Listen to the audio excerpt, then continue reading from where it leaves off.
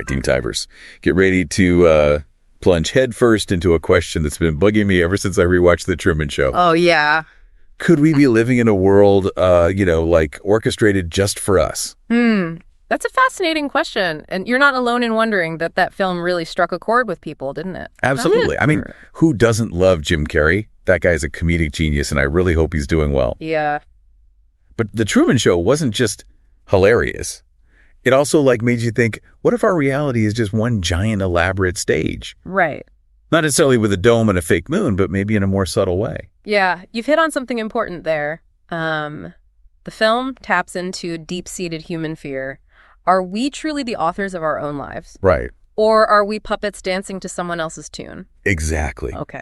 So for this deep dive, we've waded through a ton of research articles, philosophical musings, and even some late-night internet rabbit holes. Oh, wow. All to explore just how realistic a real-life Truman Show might be, and of course what the implications would be if it turned out to be true. Get ready for some serious mind-bending. It's going to be a wild ride, that's for sure. And just to be clear, we're not trying to convince you that we are living in a simulated world. Oh, no, definitely not. We're just exploring the possibilities and using The Truman Show as a lens to examine some pretty big questions about technology privacy and the nature of reality itself. Precisely. So let's start with the basics. Could you actually construct a Truman Show-like environment with today's technology? That's a good question.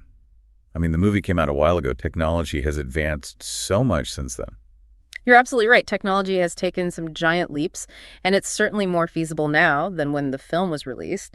Think about the advancements we've seen in surveillance technology. Yeah. We've got CCTV cameras practically everywhere, drones buzzing overhead, and mini cameras so tiny you wouldn't even know they were there. It's true. It feels like someone's always watching, and don't even get me started on those targeted ads that follow you around the internet. Yeah. Oh, absolutely. Those targeted ads are a perfect example of how technology can be used to track and predict behavior. And then there's virtual reality, which is becoming incredibly realistic. It's getting harder to distinguish between the virtual and the real. So theoretically, you could create a hyper-realistic virtual environment and then use surveillance tech to monitor someone's every move. It's starting to sound like The Truman Show isn't so far-fetched after all. And don't forget about artificial intelligence. AI is the real game changer here. Imagine using AI to analyze someone's behavior, predict their preferences, even control the environment around them in real time. Whoa, that's getting into some seriously creepy territory. But isn't there a huge ethical difference between using AI to target ads? Yeah. And literally controlling someone's entire existence? Yeah. Wouldn't this whole Truman Show thing be a massive legal nightmare? You're absolutely right. To raise those ethical concerns, creating a real-life Truman Show would involve violating someone's privacy and autonomy on an unimaginable scale. Wow. We're talking about a complete disregard for basic human rights. And legally speaking, it would be a minefield. Not to mention the astronomical costs. I mean, building a massive self-contained world, hiring thousands of actors, maintaining the illusion, 2047, it would cost a fortune. You're not wrong about the logistical and financial hurdles. It would be an insanely expensive and complex undertaking. But remember, the goal here isn't to create a literal Truman Show. Right. It's to explore the potential, the possibilities, and maybe uncover some unsettling truths about our own reality. Okay, that's a good point. Yeah. I mean, even if a full-blown Truman Show is unrealistic, haven't we already embraced a certain level of surveillance and self-documentation in our own lives? It's a very perceptive observation. Think about social media. Yeah. People are constantly sharing their lives online, broadcasting their every move, their thoughts, their feelings. It's like we're all mini Trumans voluntarily participating in our own surveillance. It's true. We're obsessed with documenting everything, what we eat, where we go, who we're with. And then we curate these perfect online personas presenting an idealized version of ourselves to the world. And that's where things get really interesting, because while it's one thing to choose to share your life online, right, it's quite another to have your entire existence manipulated and controlled without your knowledge or consent. Exactly. The whole premise of The Truman Show is that Truman is completely unaware of the fact that he's living in a fabricated reality. Right. That's what makes it so disturbing. Imagine the psychological trauma of discovering that everything you've ever known is a lie. The betrayal, the loss of trust, the sheer disorientation. It would be devastating. No kidding. If I found out I was living in a Truman-esque world, I'd be having a full-blown existential crisis. Yeah. And then I'd probably sue everyone involved. That's a perfectly understandable reaction. It raises the question, how far is too far when it comes to manipulating reality? It's like that saying, just because you can doesn't mean you should.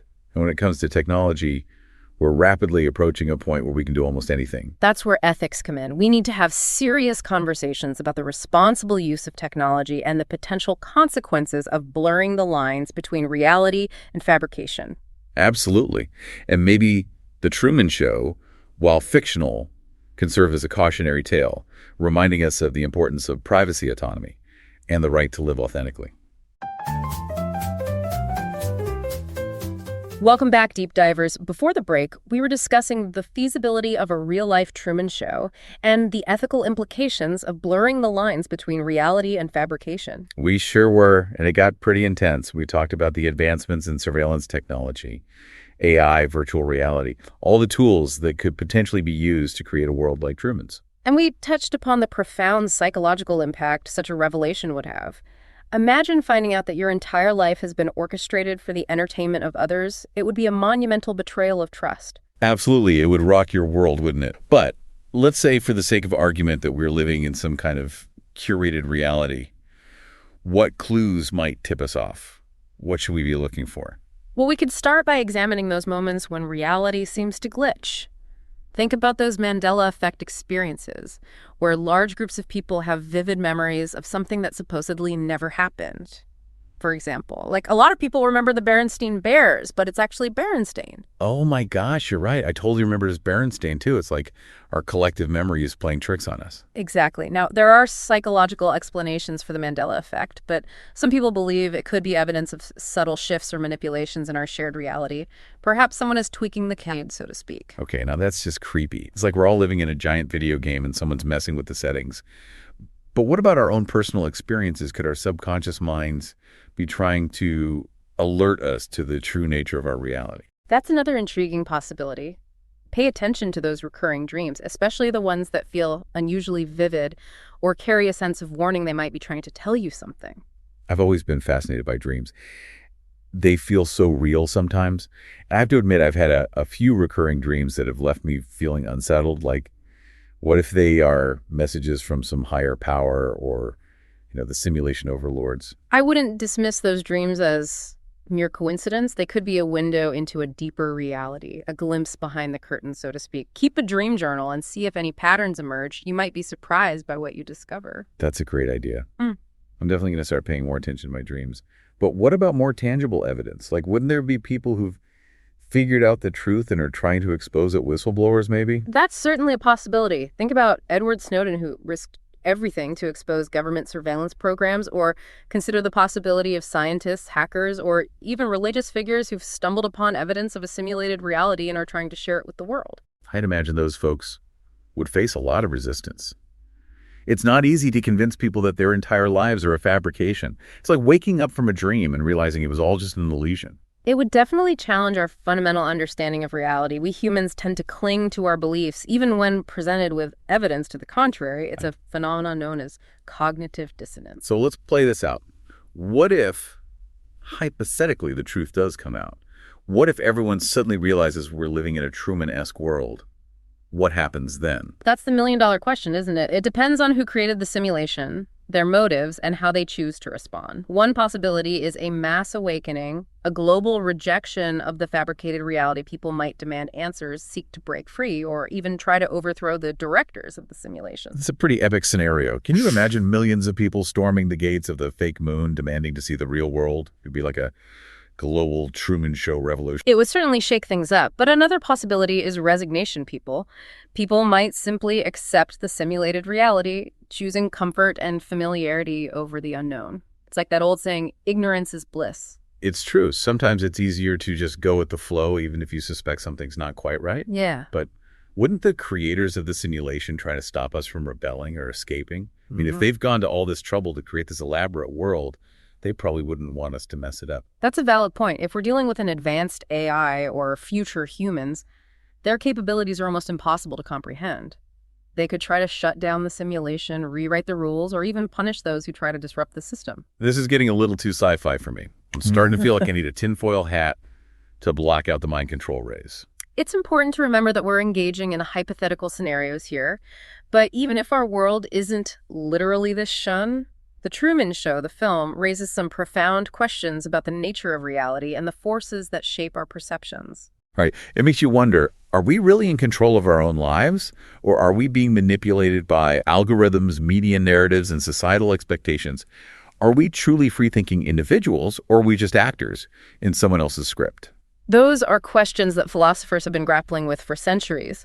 The Truman Show simply gives them a modern, technologically driven twist. Okay, so maybe we can't definitively answer the question of whether we're living in a simulated reality, but what can we do with this knowledge? How can we apply these insights to our own lives, even if it turns out we're not living in a giant TV studio?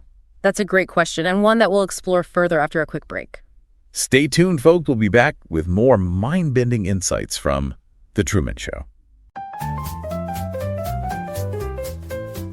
All right, deep divers, we're back. And, for this final part of our deep dive into The Truman Show, we've got to address the big question. Yeah. Even if we're not, literally trapped in a giant TV studio. Right. What can we learn from Truman's experience? What wisdom can we take from this film and apply to our own lives? That's a great question, and a perfect way to kind of wrap up our deep dive.